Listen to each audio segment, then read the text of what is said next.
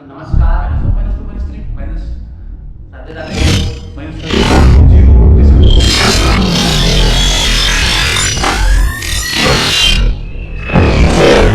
तो आज हम पॉलिनोमियल्स के बारे में, टाइप्स ऑफ द पॉलिनोमियल्स और वेरिएबल्स क्या होते हैं, उनकी डिग्री कैसे हम देखते हैं, और पॉलिनोमियल्स किस किस तरह के होते हैं। तीन टाइप के जो भी देखा था हमने, और टर्म्स के हिसाब से भी देख लिया था और पावर के हिसाब से भी देख लिया था। तो ठीक है, हमारा हो गया जीरोज ऑफ द पॉलिनोमियल्स। तो जीरोज ऑफ द पॉलिनोमियल्स क्या होते हैं वो एक बार रिकैप कर लेते हैं कि जीरोज ऐसा कोई नंबर जिसको अगर मैं किसी पॉलिनोमियल px में रखूं, इस नंबर को, तो जो इसकी वैल्यू है वो जीरो आ जाए, वो इसके जीरोज होते हैं। तो जीरोज कैसे, कितने जीरो जाएंगे किस पॉलिनोमियल्स में, यानी कि जो जितनी डिग्री होती है, डिग्री उसके बराबर अपने पास क्या आते हैं, अपने पास जीरो आते हैं, यानी कि रूट्स आते हैं। कि देख लेता, यानी कि जिनकी पावर एक है उनका सिर्फ एक रूट आएगा, और जो ग्राफ में उनका रिप्रेजेंटेशन आएगा वो लीनियर आएगा। और जिनकी पावर दो होती है, यानी कि उनके रूट्स कितने आएंगे, दो आएंगे, वो एक, और ये एक्स एक्सिस को एक बार कट करेगा, यानी कि इसका एक रूट है। और जो ये क्वाड्रेटिक होते हैं जिनकी पावर दो होती है, वो एक्स एक्सिस को दो बार कट करेंगे, यानी कि जितनी बार एक्स एक्सिस को उनका जो ग्राफ है वो कट करेगा उतने उनके रूट्स होंगे। हो सकता है यहाँ पर ऊपर भी आ जाए, कट भी नहीं करे, तो यहाँ पर इस केस में अपने पास जो रूट्स आएंगे वो इमेजिनरी आएंगे। आएंगे तो दो ही, लेकिन वो इमेजिनरी आएंगे, और ये आप अभी नहीं पढ़ोगे, ये आप आगे क्लासेस में पढ़ोगे। ठीक है, और जो तीन रूट से मान लीजिए, तो ये तीन रूट से उनका ग्राफ एक्स एक्सिस को तीन जगह कट करेगा। कितनी जगह कट करेगा, तीन जगह। अब आप किसी भी केस में ये इन दोनों को कट नहीं करेगा, एक्स एक्स वाई। ठीक है, तो ये नॉर्मल चीज तो मैंने आपको बता दी। ठीक है, अब हम पढ़ लेते हैं रिमाइंडर थ्योरम। तो रिमाइंडर थ्योरम क्या होती है, रिमाइंडर थ्योरम होती है कि अगर मैं किसी px पॉलिनोमियल्स के अंदर उससे कम डिग्री, उससे कम या उसके बराबर डिग्री वाले, उससे कम या उससे उसके बराबर डिग्री वाले किसी दूसरे पॉलिनोमियल से अगर डिवाइड करूं, तो अपने पास एक कोसेंट आएगा, एक कोसेंट आएगा और कुछ रिमाइंडर आएगा। तो जो रिमाइंडर आता है वो क्या आएगा, ये अपनी रिमाइंडर थ्योरम है। रिमाइंडर जीरो आएगा, वन आएगा, या वन प्लस समथिंग कुछ, या रिमाइंडर आर एक्स की फॉर्म में आएगा, यानी कि उसके अंदर वेरिएबल भी आ सकता है। जरूरी नहीं कि रिमाइंडर अपने पास इस केस में आएगा वो कोई नंबर ही हो, जरूरी नहीं है, वो एक वेरिएबल फॉर्म में भी आ सकता है। एक्स प्लस वन भी अपने पास रिमाइंडर आ सकता है। तो इस बात को हम देखेंगे कैसे कैसे क्या करते हैं। रिमाइंडर तो देख लेते हैं हम, कुछ ज्यादा है नहीं इसके अंदर। ठीक है, तो मेरे पास जैसे कोई कुछ नंबर है, क्या नंबर है, 3x² प्लस 2x माइनस 1। अपने पास एक नंबर दे रखा है और ये क्या है, px है, और एक अपने पास gx दे रखा है x प्लस 1, ये क्या है अपने पास, gx है। तो अब मैं इसको इससे डिवाइड करूंगा, तो कैसे करना है, तो अपने पास क्या होता है एक्चुअली, जैसे मैं 9 के अंदर 2 से डिवाइड करूंगा, तो दो को ऐसे नंबर से मल्टीप्लाई करूंगा, n नंबर से, 2 इंटू n नंबर से, कि जो नंबर आएगा x वो लेस देन 9 या इक्वल टू 9 होना चाहिए। यही होना चाहिए ना, आना चाहिए, क्योंकि जो यहाँ पर x आएगा वो 9 से बड़ा तो हो नहीं सकता, क्योंकि बड़ा हो गया तो फिर कोई मतलब ही नहीं है करने का, तो डिवाइड हुआ ही कहाँ। तो ऐसे ही x प्लस 1 को मैं ऐसे नंबर से, n नंबर से मल्टीप्लाई करूंगा x प्लस 1 को, कि जो नंबर आएगा वो इससे छोटा होगा या इससे इक्वल हो सकता है, इसके इक्वल है, इससे छोटा होना चाहिए। तो मैं ऐसे ही करूंगा, यहाँ पर क्या करूंगा मैं, अब ठीक है आप देखिए यहाँ पर अपने पास x प्लस 1, तो मैं x प्लस 1 को किससे मल्टीप्लाई करूं, ये 3x² है, या तो जीरो हो जाए या फिर ये जो वैल्यू है थोड़ी कम हो जाए, किससे कर सकता हूं मैं। तो देखिए अगर मैं x प्लस 1 है अपने पास, इसको अगर मैं 3x से मल्टीप्लाई करूं तो कैसा रहेगा। अब आप ये कैसे देखोगे कि भाई मैं 3x से क्यों मल्टीप्लाई करूं, इसको किसी और से कर लो। तो ठीक है, आप ऐसे देखो कि जो 3x² अपने जो फर्स्ट नंबर दे रखा है, ज्यादा डिग्री वाला, ज्यादा पावर, बड़ी पावर है, मैक्सिमम पावर है, उसको भी जो अपने पास x है इससे डिवाइड करो, तो क्या आएगा, 3x। क्या आया, 3x, 3x आया ना। तो इस 3x से मैं इसको मल्टीप्लाई करूंगा, इससे अपना क्वेश्चन इजी हो जाएगा। क्योंकि आप सोचो कि यार ऐसे कैसे सोच लिया, मैंने तो कर रखा है, पढ़ रखा है, इसलिए मेरे को आ गया कि मैंने डायरेक्ट 3x अपने मेरे कोबड़े में आ गया कि इससे मल्टीप्लाई करो, तो ऐसा हो सकता है। लेकिन आप कैसे यार, आप कैसे सोचोगे कि 3x से क्यों मल्टीप्लाई करूं मैं? तो ऐसा करना, जो इधर वेरिएबल है, जो इधर हाईएस्ट पावर है और इधर भी जिसकी हाईएस्ट पावर है, इधर जिसकी हाईएस्ट पावर है को ये डिवाइडर की, उससे जो डिविडेंड है उसकी हाईएस्ट पावर वाला जो नंबर है, मतलब टर्म है, उसको डिवाइड कर लो, फिर जो बचेगा उससे आप इसको मल्टीप्लाई कर सकते हो। तो मैंने क्या किया, इसको 3x से मल्टीप्लाई कर लिया। अब कैसे आपको देखना है किससे मल्टीप्लाई करो, तो मैंने बता दिया। तो क्या आएगा, 3x² प्लस 3x आएगा अपने पास, यही आएगा ना, ये आएगा। तो ये माइनस का हो जाएगा, माइनस, तो इससे तो ये कट जाएगा पूरा। अब ये भी माइनस का हो गया, तो यहाँ पर अपने पास माइनस का x बचेगा। ठीक है, यही बचेगा अपने पास, माइनस का x बच रहा है ना। तो अब अपने पास इधर क्या बचा था, -1। अब आप सोचिए कि अपने पास x+1 है यहाँ पर। अब x+1 को मैं -x-1 को रिड्यूस करने के लिए, इसमें बाहर देने के लिए किससे मल्टीप्लाई करूं? अब वही इधर वाला फंडा लगा लो, वैसे तो साफ साफ दिख रहा है कि x+1 है, तो x+1 को मैं डायरेक्ट 1 से मल्टीप्लाई करूं मान लीजिए, तो यहाँ पर x+1 आ जाएगा ऐसे। लेकिन इधर माइनस भी लगना पड़ेगा अपने को, डिवाइड, तो ये माइनस माइनस तो प्लस हो जाएगा, ज्यादा हो जाएगा। तो यहाँ पर क्या करेंगे हम, -1 से मल्टीप्लाई करेंगे, तो माइनस का आएगा, फिर वापस माइनस इंटू माइनस प्लस हो जाएगा, तो 0 हो जाएगा। तो ठीक है, आपको नहीं लग रहा, समझ में नहीं आ रहा कि कैसे, क्यों -1 से क्यों करूं? तो जो मैंने पहले वाला फंडा बताया था कि जो फर्स्ट वाली टर्म है वेरिएबल, उसको इससे डिवाइड कर दो। तो जो यहाँ पर हाईएस्ट डिग्री वाली टर्म कौन सी है, x है, -x, तो -x को मैं इस x से डिवाइड कर दूंगा, इधर वाली टर्म से, वेरिएबल वाले से। क्या आएगा अपने पास, -1 आएगा ना, -1 ही आएगा ना। तो -1 से इसको मैं मल्टीप्लाई कर सकता हूं, तो मल्टीप्लाई करने के बाद -1 से अपने पास आएगा x-1, और ये यहाँ पर -12 आएगा। तो अपने पास जो संख्या कट के आएगी, ये माइनस माइनस प्लस हो जाएगा और ये भी प्लस हो जाएगा। ठीक है, तो ये आ गया 0, तो रिमाइंडर अपने पास यहाँ क्या आ गया, 0। ठीक है, हो सकता है रिमाइंडर यहाँ पर कुछ नंबर आ सकता था, कुछ वेरिएबल में, वेरिएबल की फॉर्म में आ सकता था, कोई पोलिनोमियल आ सकता था। ठीक है, लेकिन कहने वाली बात क्या है कि जो रिमाइंडर आएगा वो हमेशा जो डिवाइजर होगा, इसकी डिग्री कितनी है 1 और इसकी डिग्री कितनी है, कुछ नहीं इसकी, तो चलो ठीक है, लीजिए रिमाइंडर 1 आता है यहाँ पर, तो इसकी डिग्री कितनी होती है 0। तो जो रिमाइंडर आता है उसकी डिग्री हमेशा जो डिवाइडर है उससे छोटी ही आएगी। Okay, all set. तो अपने पास निकल के क्या आया कि px जो है अंदर वाला पोलिनोमियल, px इक्वल्स टू मैं क्या लिख सकता हूँ, gx divider into quotient qx। Quotient क्या है, कोसेंट क्या है, सॉरी मैंने लिखा ही नहीं यहाँ पर, पहले 3x से मल्टीप्लाई किया था, फिर बाद में -1 से, 3x -1 अपने पास कोसेंट है प्लस rx। अब मैं x क्यों लिख रहा हूँ, क्योंकि x की फॉर्म में इधर वेरिएबल x की फॉर्म में ना पोलिनोमियल है, उसमें जो वेरिएबल है वो x है, x की फॉर्म में वेरिएबल, इसलिए x। हो सकता था यहाँ पर अगर अपना जो 3y² होता तो फिर यहाँ पर gy लिखता है, क्योंकि जो वेरिएबल है वो y की फॉर्म में है, y। ठीक है, तो ये हो गया अपने पास कहने वाली बात है। ठीक है, तो ये अपने पास, इसको कैसे लिखता हूँ मैं, ये a होता है अपने पास डिविडेंड, ये डिवाइडर b, और ये कोशेंट q प्लस r। ये जो मैं पहले बताया था लेक्चर 1 में, ये चीज निकल के आई है। अब देखना ये है कि रिमाइंडर थ्योरम को हम जो क्वेश्चंस होते हैं वो कैसे सोल्व करते हैं। तो ये आपको बाहर देना आ गया ना, इससे कैसे देना है।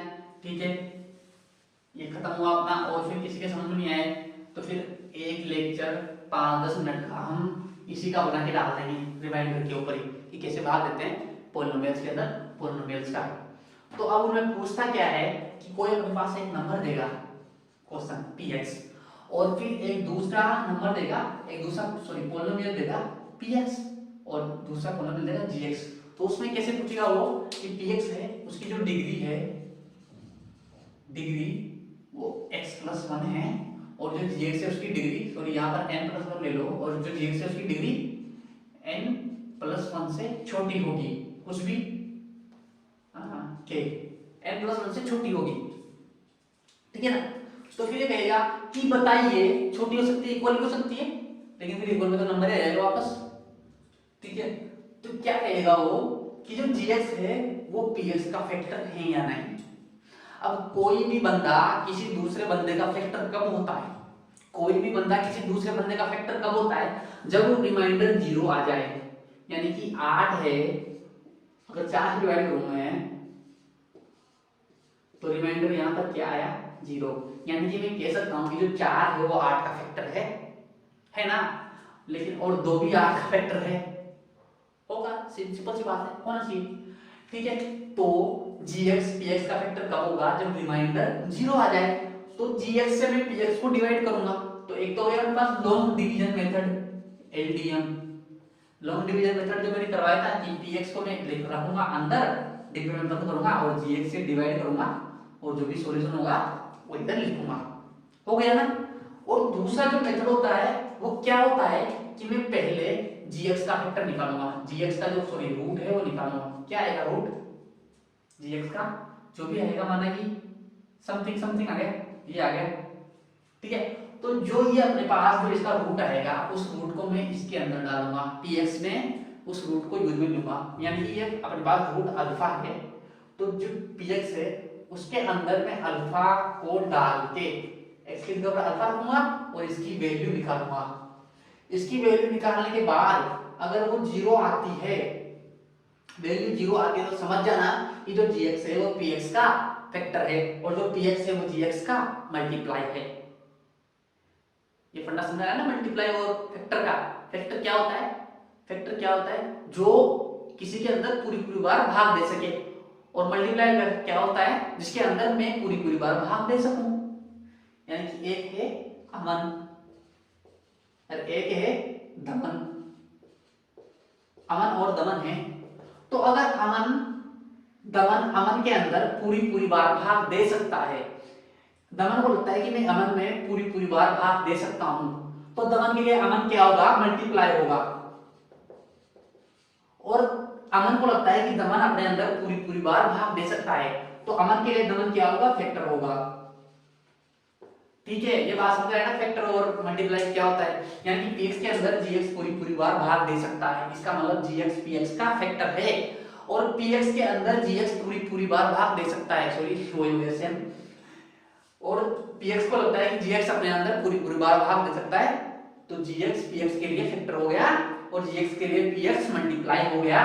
तो मैंने बताया आपको कि पहले हम जो फैक्टर होता है, जो फैक्टर जो दे रखा होता है अपने पास छोटी डिग्री वाला, उसका रूट निकालेंगे और उस रूट को हम जो अपने जो ज्यादा डिग्री वाला जो पॉलिनोमियल दे रखा होगा उसमें रखेंगे वेरिएबल की जगह पर और उसकी वैल्यू निकालेंगे। उसकी वैल्यू जो आएगी वो r होगा, वो क्या होगा, r होगा। और r की वैल्यू 1 भी आ सकती है, 2 भी आ सकती है, कोई वेरिएबल भी आ सकती है, 3 भी आ सकती है और 0 भी आ सकती है।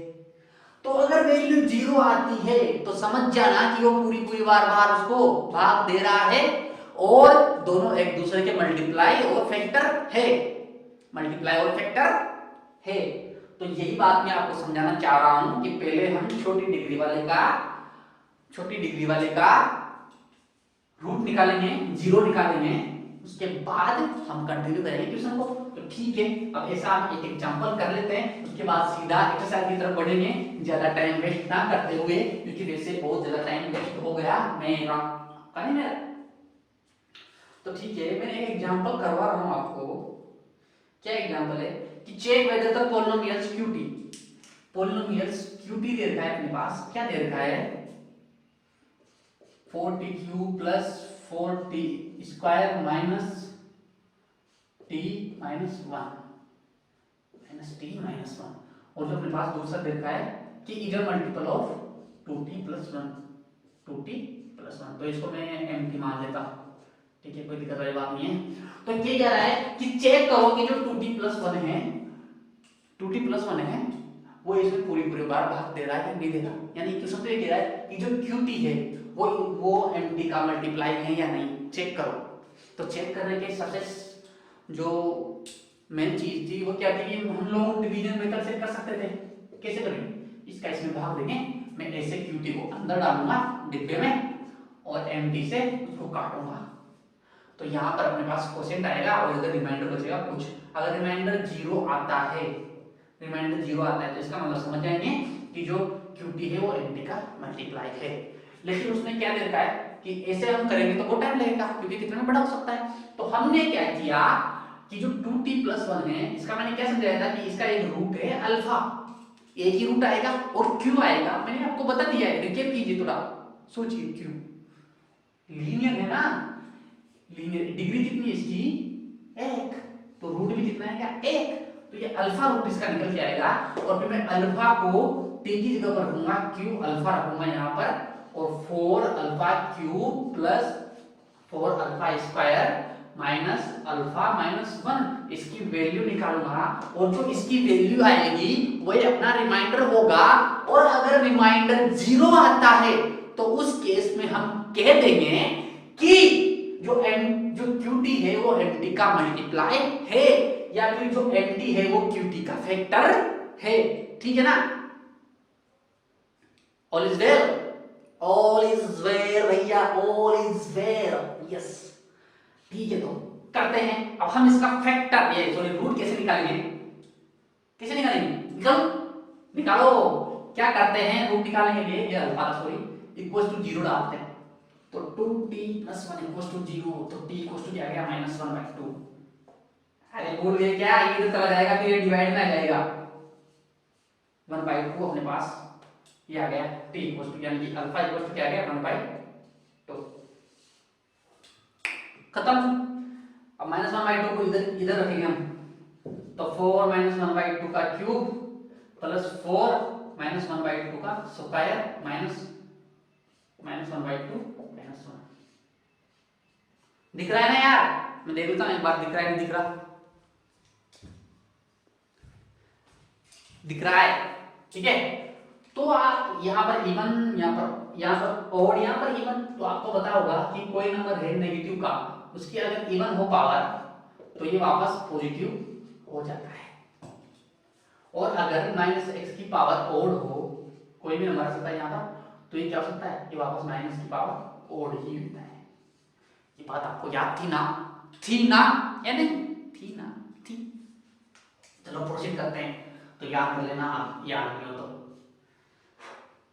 तो ये क्या हो जाएगा 4 × 1/2 की पावर 3 8, और वो भी किसका माइनस का, और ये प्लस का हो जाएगा, याद करो प्लस का हो जाएगा, ये स्क्वायर होकर और इवन है तो प्लस 4 × 1/4 माइनस माइनस प्लस 1/2 -1, 4 से कट गया ये 2 बार, 4 से कट गया एक बार, और ये 1/2, तो -1/2 प्लस 1 प्लस 1/2 -1 0। ओहो, तो हम कह सकते हैं, क्या कह सकते हैं कि जो MT है वो QT का, MT QT का फैक्टर है और QT MT का मल्टीप्लाई है। क्योंकि अपने पास जो वैल्यू है निकल के रिमाइंडर आया वो 0 आ गया, तो रिमाइंडर निकालने का एक तरीका ये भी है कि आप जो फैक्टर दे रखा होता है, मान लीजिए ऑप्शन में जिससे भाग देना होता है, डिवाइडेड दे रखा होता है, उसका आप रूट निकालोगे और उस रूट को आप उसमें डालोगे, किसमें, जो डिविडेंड होता है उसके अंदर, जो हाई पावर हाई डिग्री का पॉलीनोमियल का उसके अंदर डालेंगे, फिर उसकी वैल्यू निकालेंगे, और उसकी वैल्यू जो आएगी उसके हिसाब से आप समझेंगे, जो उसकी वैल्यू आएगी वही अपना रिमाइंडर होगा। तो रिमाइंडर चेक करने के लिए आपको पूरा लॉन्ग डिवीजन मेथड लगाने की जरूरत नहीं है, आप ऐसे कर सकते हो। टाइम तो बराबर लगेगा आपको दोनों में, लेकिन आप ऐसे कर सकते हो, और ऐसे अच्छा भी लगता है, और ऐसे करना है। ठीक है, ये खत्म हो गया अपना। अब मैं एक्सरसाइज की तरफ बढ़ूं अगर, तो कुछ भी नहीं, एक्सरसाइज में तीनों के तीनों जो क्वेश्चन हैं वो ऐसे ही हैं कि आपको रिमाइंडर फाइंड करना है, रिमाइंडर फाइंड करना है, किसी में फैक्टर फाइंड करना है, और किसी को बताना है कि फैक्टर है या नहीं। तो यार मैं क्वेश्चन पढ़ के बताता हूँ आपको कि क्या क्या क्वेश्चन है। देखिए फर्स्ट क्वेश्चन है, find the reminder is divided by x + 1 x - 1/2 x + 5 + 2x। तो आपको रिमाइंडर देखना है, तो मैं नहीं बता रहा, आपको लॉन्ग डिवीजन मेथड से भी करना है और इससे भी करना है, और लॉन्ग डिवीजन मेथड नहीं आएगा तो मेरे को बता देना। फाइंड द रिमाइंडर व्हेन, अरे यार, divided by x - 1, this polynomial दे रखा है तो डिवाइड करना है x - 1 से, तो x - 1 से डिवाइड तो करना ही है यार रिमाइंडर, निकालना है तो रिमाइंडर निकाल लेना, मैं नहीं बता रहा। Check whether 7 plus 3x is a factor of 3x cube plus 7x। Check whether 7x plus 3x is a factor of 3x cube plus 7x। 7 plus 3x is a factor। Factor क्या करना है, यानी कि भाई ये जो reminder है उसको जीरो करना है। क्वेश्चन एक ही चीज पर निकल के आता है, रिमाइंडर नाम ही रिमाइंडर थ्योरम है ना यार, तो जो रिमाइंडर है उसी पर सबके सब डिपेंडेंट है। रिमाइंडर क्या आ रहा है वही मैटर करता है कि क्या फैक्टर है और कौन नहीं, कौन मल्टीप्लाई है और कौन नहीं। तो मेरे ख्याल से खत्म करता हूँ रिमाइंडर थ्योरम को। अब हम पढ़ेंगे